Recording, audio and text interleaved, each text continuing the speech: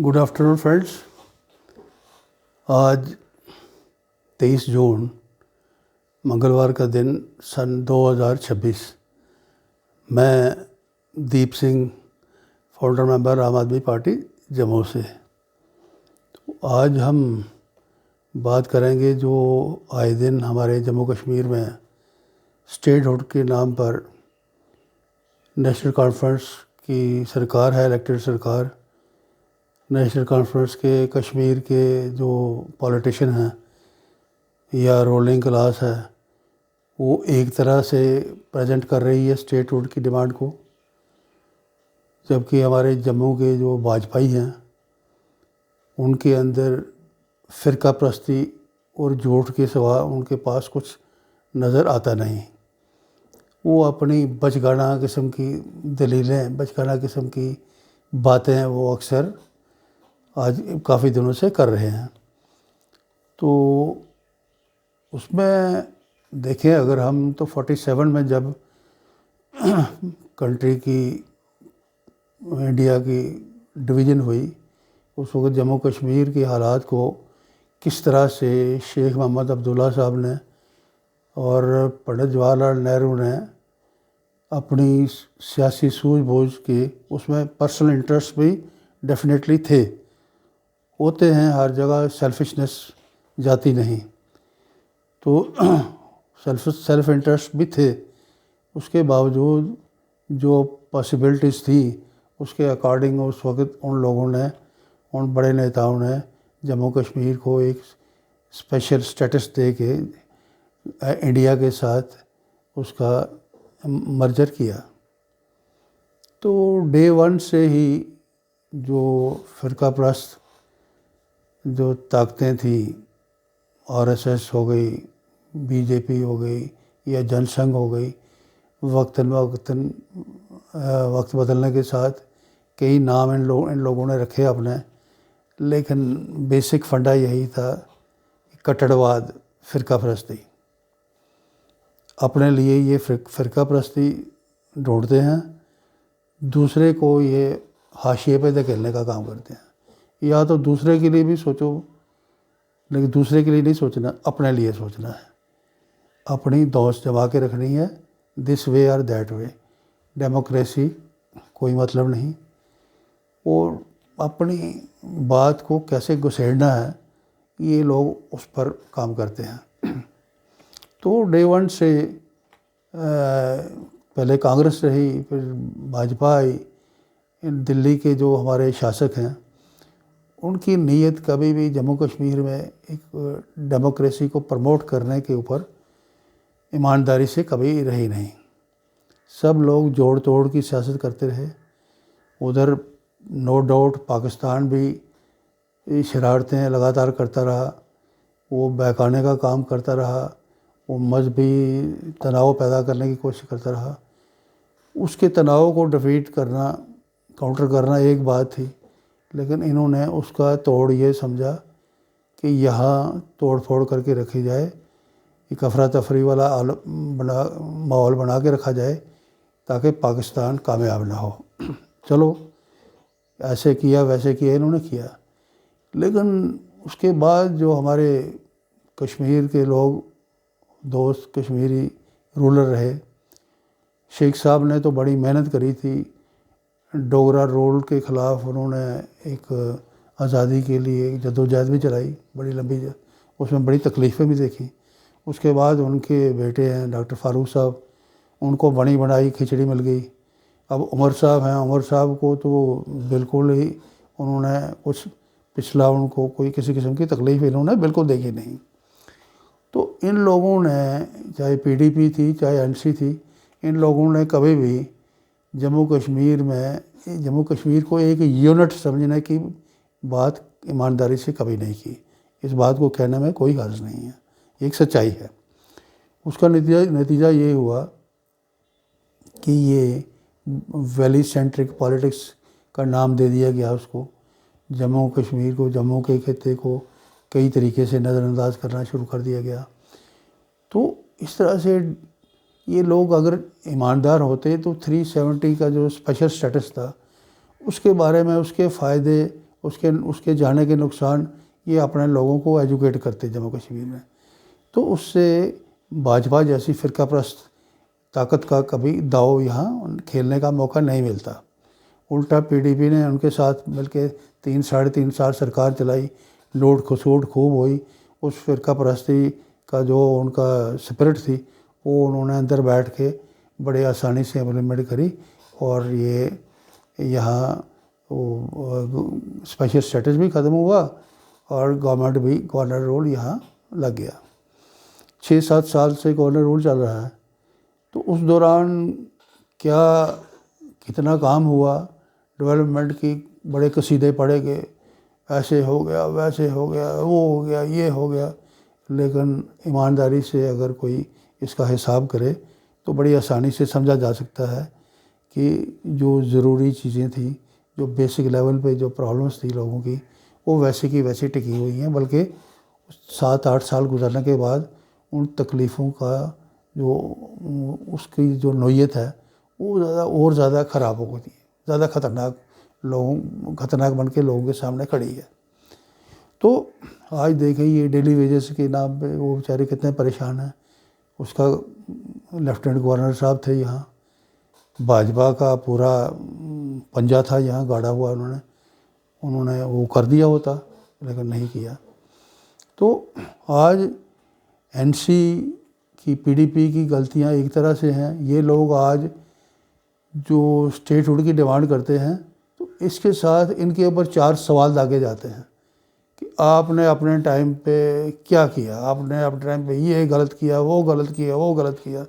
इनके पास उनका जवाब होता नहीं। फिर ये इस भाजपा के रोल में भाजपा से डरते भी हैं, उनके साथ ये अंदर खाने हैं, समझौता करके भी चलते हैं, एडजस्टमेंट करके भी चलते हैं। तो स्टेटहुड की डिमांड उस लेवल पे, उस ज़ोर से, उस दलील से ये लोग नहीं कर पाते। अब दूसरी साइड है भाजपा की। यहाँ हमारे एलओपी साहब हैं सुनील शर्मा जी, उनका कोई सियासी तजर्बा कोई उनकी बातों से लगता है कोई बहुत बड़ा है नहीं, बहुत बड़ी सियासी समझ भी नहीं है। लेकिन वो 30 मार बनने की कोशिश कर रहे हैं। वो कभी ज्योतिषी बनते हैं, कभी कहते हैं जी ये जो स्टेटहुड की डिमांड है ये सिर्फ एक ख़ानदान की डिमांड है। भाई सारा जम्मू कश्मीर मर रहा है, नौकरियां नहीं है, डेवलपमेंट नहीं है। कोई हो सकता है इन लोगों ने पॉलिटिशियंस के जम्मू कश्मीर के पॉलिटिशियंस ने कोई सबक सीखा हो 7-8 साल की इस दरबदरी का, इस परेशानी का। तो वो चीज़ें नई शुरुआत, अच्छी शुरुआत भी उसकी उम्मीद तो की जा सकती है। लेकिन सुनील शर्मा साहब कहते हैं ये एक परिवार का डिमांड है, उसकी बाकी कोई सब तो कोई नहीं बोल रहा है। ये अजीब सी बचगाना किस्म की दलीलें एलओपी साहब दे रहे हैं। वो किसको बेवकूफ़ बना रहे हैं? बाकी क्या जम्मू कश्मीर के लोगों की बेइज्जती नहीं कर रहे हैं इसमें? हमें तो ऐसे लगता है कि बाकी लोगों की भावना को, सोच को इग्नोर करना उनकी बेइज्जती करने के बराबर है। इसी तरह जो वैली के भाजपा आज क्या कर रही है, कीचड़ में मच्छियाँ पकड़ने वाला काम कर रही है। अपने आप को कहते दिल के बहलाने को ही गालिब ये ख्याल अच्छा है। परसों कोई सोशल मीडिया में था, कश्मीर का एक बड़ा कारोबारी भाजपा ज्वाइन करने वाला है। पता नहीं अगर वो कारोबारी बिजनेसमैन एक कारोबारी हैं बड़े, उनको बुखारी साहब, उनको होम मिनिस्ट्री ने यहाँ प्लांट करके अपनी पार्टी का सरबराह बनाया हुआ है। अब कोई और बिजनेसमैन भी होगा कश्मीर में, बिजनेसमैन आके ज्वाइन करके भाजपा को कौन सी करंट देगा, कौन सी एनर्जी देने वाला है, कुछ समझ नहीं आती। बिजनेसमैन अपने ज़ात के सिवा कोई कुछ करता नहीं, वो किसी को कुछ डिलीवर एक पॉलिटिकल सिस्टम में नहीं कर सकता। अब भाजपा अपने पीठ खुद ही थपथपाने में लगी है तो वो क्या कर सकता है, कोई करती रहे। इसी तरह तमाशा देखें, एक कांग्रेस के लीडर हैं आजकल भाजपा के कंधे पर सवार हैं, शशि थरूर। वो आज मैंने देखा है सोशल मीडिया में, वो भी आए हुए हैं, जम्मू आए हुए थे शशि थरूर साहब। उनकी ब्रांडिंग हो रही है जी, वो डॉक्टर जितेंद्र सिंह के क्लिनिक में, जो पुराना क्लिनिक था उनका, उस क्लिनिक का विज़िट किया उन्होंने। भाई वो कौन सा हिस्टोरिकल किला है या कोई बड़े हिस्टोरिकल मॉन्यूमेंट है, वहाँ वो फ़ोटो खिंचवा के वीडियो बना के वो क्या दिखाना चाहते हैं। इस किस्म की अब मोदी साहब तो इवेंट बनाने में वो सबसे टॉप पे हैं। वो अपना काम, क्योंकि उनके साथ तामझाम बहुत बड़ा है, वो छोटा आए दिन करते रहते हैं, वो कर लेते हैं। किसी को अच्छा लगे ना लगे, उन्होंने अपनी स्पीड बराबर रखी हुई है। अब यहाँ शशि थरूर साहब डॉक्टर जितेंद्र सिंह जी का क्लिनिक के चक्कर लगा के वो क्या दिखाएंगे, क्या दिखाना चाहते हैं। लेकिन डॉक्टर जितेंद्र सिंह जी भी साथ मिल के उसकी ब्रांडिंग, उसको इवेंट बना के उसकी ब्रांडिंग करने में लगे हुए हैं। ये है लोगों के मसाइल क्या हैं और भाजपा के नेताओं की बातें क्या हैं, काम क्या है, ये समझने वाली ज़रूरत है। इसी तरह बीजेपी जो है, ये रिसेंटली पेपर लीक हुए नीट के, पेपर तो बहुत ज़्यादा लीक हुए भाजपा के राज में, लेकिन नीट के दौरान एक बहुत बड़ी एक नाराज़गी पूरे देश में पाई गई। जम्मू कश्मीर भाजपा ने एक लफ्ज़ तक नहीं बोला, सेंट्रल भाजपा ने चूं तक नहीं करी, आज भी उसे सुन पड़े हुए हैं सारे। ये क्या दिखाता है, ये लोगों की जो दिखावे वाली हमदर्दी यहाँ सर्टिफाई होती है भाजपा की। इसमें कोई रॉकेट साइंस तो है नहीं, ये तो सीधी सी बात है। इसी तरह जो डेली वेजर्स की बात मैंने कही, आज कल भी वो बेचारे अपनी छाती पीट रहे थे, उनका हल ना लेफ्टिनेंट गवर्नर साहब ने किया, ना भाजपाइयों के 28 MLAs ने कोई प्रपोज़ल लाया, ना ही NC की गवर्नमेंट है, वो नाम की गवर्नमेंट है, वो इनफेक्टिव है टोटल।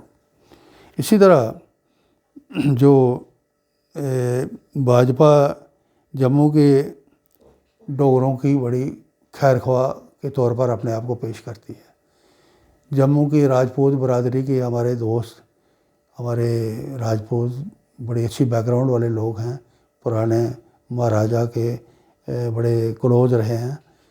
उन लोगों ने आज जो नए नौजवान लड़कों ने युवा राजपूत सभा बनाई, एक ने एक बनाई, दूसरे ने दूसरी बना ली।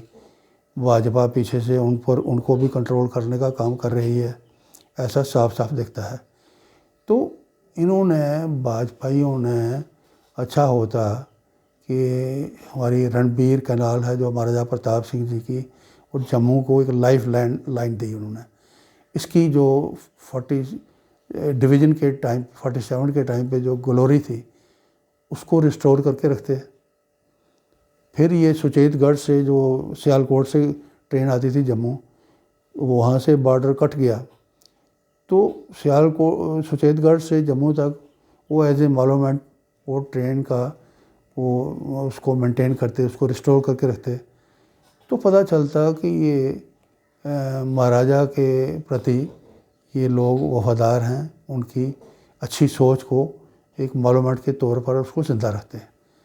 किसी ने कुछ नहीं किया, उसमें भाजपाइयों ने भी कुछ किया, और राजपूत बरादरी के लोगों की तरफ से भी कोई आवाज़ नहीं उठी, और बाकी डोगरा जो थे हमारे, वो भी इसमें खामोश रहे, आज तक खामोश ही हैं।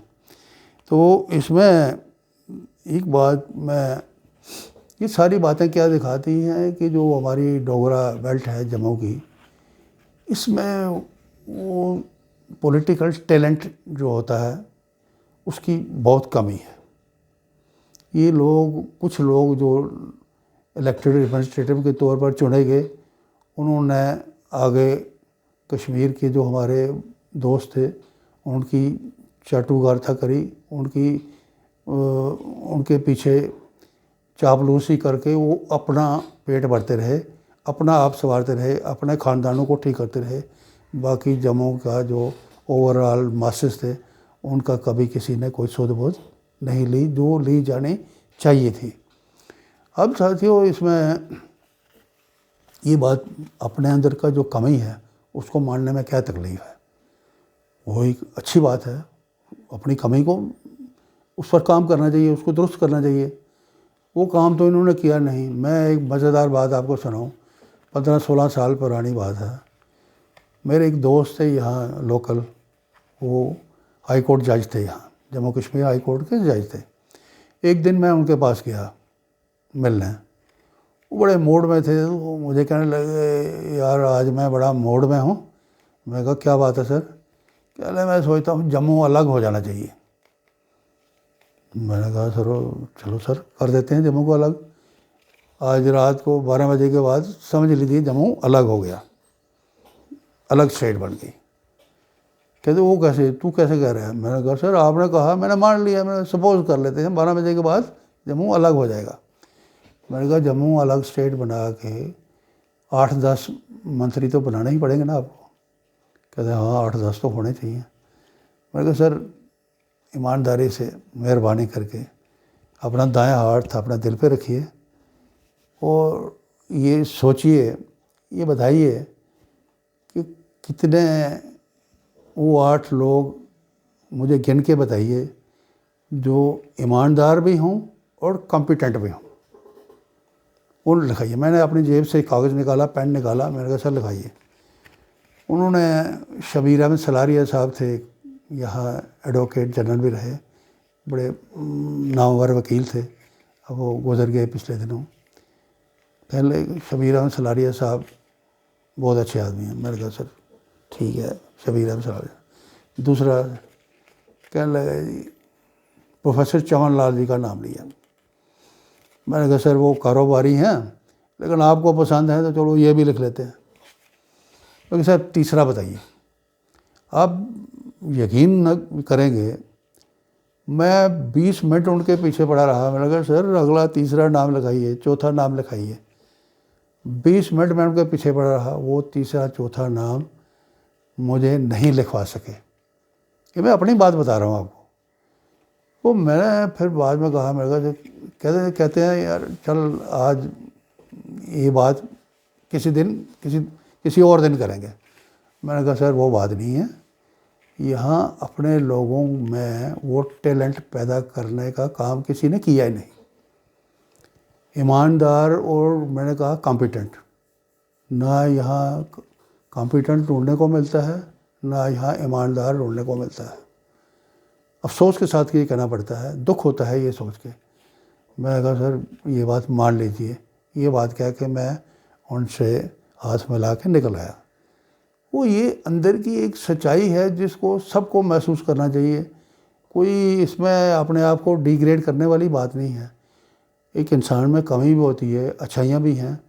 डोगरा बेल्ट में जो शराफत है, जो मेहनत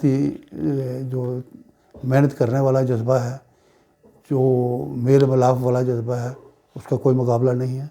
वो अपनी जगह एक दर्जा रखता है।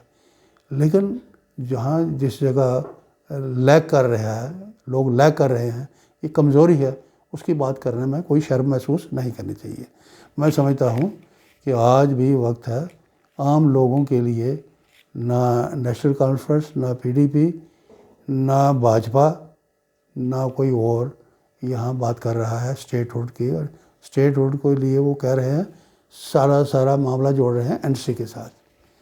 जैसे बाकी लोग सारे बड़े खुशहाल हैं, बड़े भगड़े डाल रहे हैं, नाच रहे हैं। इस किस्म की बेहुदा सियासत जो है ये हमें जम्मू कश्मीर को दिन ब दिन निराशा की तरफ धकेल रही है। आप सब इस पर गौर करें, इस पर सोचें और इस पर हो सके तो आपस में भी बात करें। आज के लिए इतना ही, बहुत बहुत शुक्रिया।